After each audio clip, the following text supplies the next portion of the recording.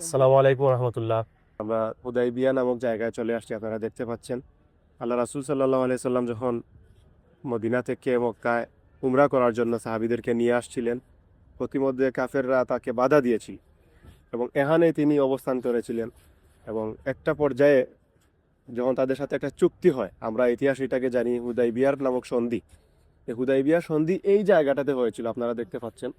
এই জায়গার ভিতরে এই যে এখনো এই জায়গাটা যেভাবে ছিল ওইভাবেই অবিকৃত অবস্থায় আছে। এইটা হচ্ছে এই জায়গা। এখানে আল্লাহ রাসূল সাল্লাল্লাহু আলাইহি সাল্লাম কাফেরদের সাথে হুদাইবিয়া সন্ধি করেছিলেন। এবং আমরা জানি হুদাইবিয়া সন্ধি সেই সময়কার মানে যখন সন্ধিটা হয়েছিল তখন সেটা সাহাবাদের জন্য খুব কষ্টকর ছিল। ওনারা উমরা করার জন্য আসছিলেন মদিনা থেকে, কিন্তু তাদেরকে যেতে দেওয়া হয় নাই। আবার তাদের সাথে চুক্তি হচ্ছে যে এবছর আসা যাবে না, পরবর্তী বৎসর আসতে পারবেন, কিন্তু কিছু শর্ত মেনে আসতে হবে। এবং এখানে খুব কঠিন কিছু শর্ত ছিল।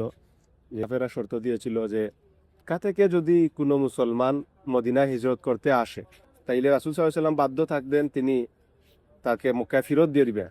আবার মদিনা থেকে যদি কেউ মক্কায় যায়, তাহলে তারা সেখানে বাধ্য থাকবে না যে তাকে ফেরত দিতে হবে। এই চুক্তিগুলো একপাক্ষিক হয়ে গেছিল আর কি, যে কাফেরদের পক্ষেই সব চুক্তিগুলো চলে গিয়েছিল, মুসলমানদের বিপক্ষেই সব চুক্তি বাহ্যিক দৃষ্টিতে মনে হয়েছিল। যে যার কারণে সাহাবারা খুব কষ্ট পেয়েছিলেন। হযরত ওমর রাদিয়াল্লাহু তাআলা আনহু থেকে শুরু করে আবু বকর রাদিয়াল্লাহু তাআলা, ওনারা খুব কষ্ট পেয়েছিলেন। ওমর রাদিয়াল্লাহু তাআলা রাসূল সাল্লাল্লাহু আলাইহি ওয়াসাল্লামকে প্রশ্ন পর্যন্ত করে বসেছিলেন, ইয়া রাসূলুল্লাহ, আপনি কি আল্লাহর রাসূল নয়? আপনার উপর কি ওহী নাজিল হয় নাই? এইভাবে তিনি আল্লাহ রাসূলকে প্রশ্ন করেছেন।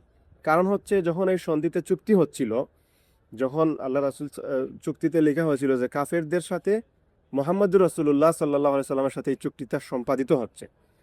তো কাফেররা বলল, আমরা যদি তোমাকে মুহাম্মদুর রাসূলুল্লাহ মেনে নেই, রাসূলুল্লাহ মেনে নিলে তো তোমার সাথে আমাদের কোনো আর ঝামেলা থাকলো না। আমরা তো ঝামেলা এটা নিয়ে আমাদের তোমার সাথে সমস্যা। সুতরাং তুমি এখানে মুহাম্মদ ইবনে আব্দুল্লাহ লিখতে হবে, রাসূলুল্লাহ এটা কাটতে হবে। তো এই চুক্তিটা লিখেছিলেন এই জায়গাটাতে বসে হযরত আলী রাদিয়াল্লাহু তাআলা আনহু, তিনি এটা লিখেছিলেন। তো আল্লাহ রাসূল, আমরা জানি আল্লাহ রাসূল উম্মি নবী ছিলেন, তিনি অক্ষর চিনতেন না, অক্ষর করতে পারতেন না দেখে। তো যখন কাফেররা এই আপত্তি জানালো যে এখানে মোহাম্মদ রাসূলুল্লাহ লেখা যাবে না, এখানে মোহাম্মদ ইবনে আব্দুল্লাহ লিখতে হবে, তাইলে রাসূলুল্লাহ কাটতে হবে। তখন রাসূল সাল্লাল্লাহু আলাইহি ওয়াসাল্লাম আলীকে বললেন যে আলী, তুমি এটা কেটে দাও, রাসূলুল্লাহ কেটে দাও, এখানে মোহাম্মদ ইবনে আব্দুল্লাহ লিখ। তখন আলী রাদিয়াল্লাহু তাআলা বলছেন, ইয়া রাসূলুল্লাহ, আমি এটা পারবো না, আমি যে হাতে রাসূলুল্লাহ লিখেছি, যার উপর আমি আপনাকে রাসূল হিসাবে ঈমান এনেছি, আমি এটা কাটতে পারবো না। তখন রাসূল আলীকে বলেছিলেন যে তুমি রাসূলুল্লাহর যেই জায়গাটা, যেই অংশটা এভাবে দুই পাশে দুই আঙ্গুল রাখো আর আমাকে দেখিয়ে দাও। পরে রাসূল নিজ হাত দিয়ে রাসূলুল্লাহ শব্দটা কেটেছিলেন। পরে এখানে ইবনে আব্দুল্লাহ অর্থাৎ মোহাম্মদ ইবনে আব্দুল্লাহ লিখে এরপর এই চুক্তিটা হয়েছে। এই ঘটনা এবং এই শর্তগুলো সবগুলো মিলে সাহাবারা কষ্ট পেয়েছিলেন।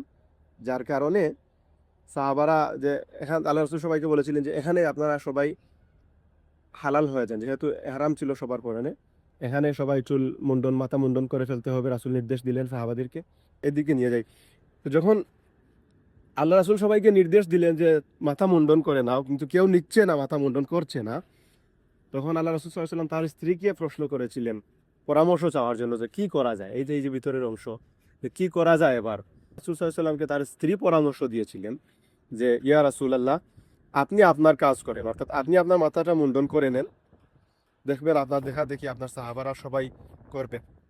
তো রাসূল সাল্লাল্লাহু আলাইহি ওয়াসাল্লাম তার স্ত্রীর পরামর্শে তিনি তার মাথা মুন্ডন বের হয়ে তার মাথাটা মুন্ডন করে নিলেন।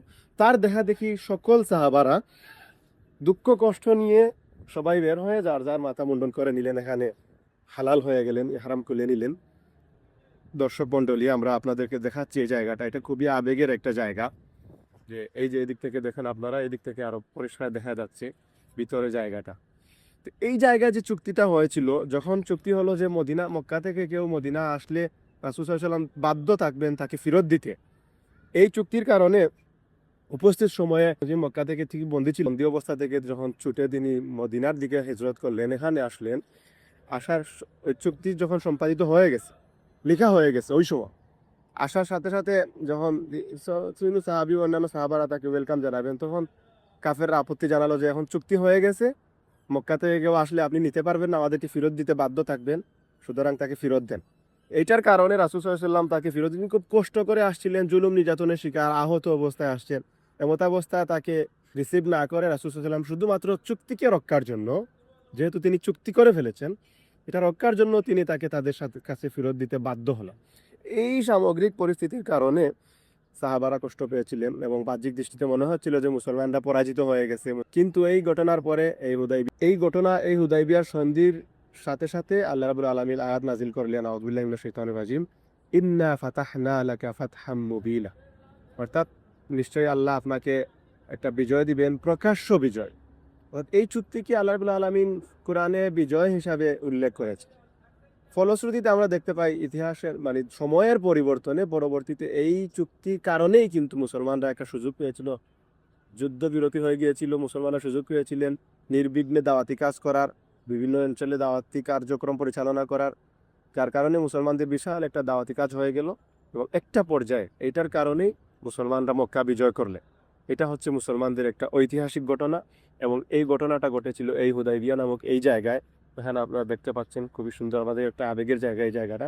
আপনারা যাদের সুযোগ আছে আপনারা মক্কায় আজ যখন আসবেন উমরা করতে, এই জায়গায় আসতে পারেন। আসলে আপনাদের ইমানি চেতনা আরো বৃদ্ধি পাবে ইনশাআল্লাহ। সালাম।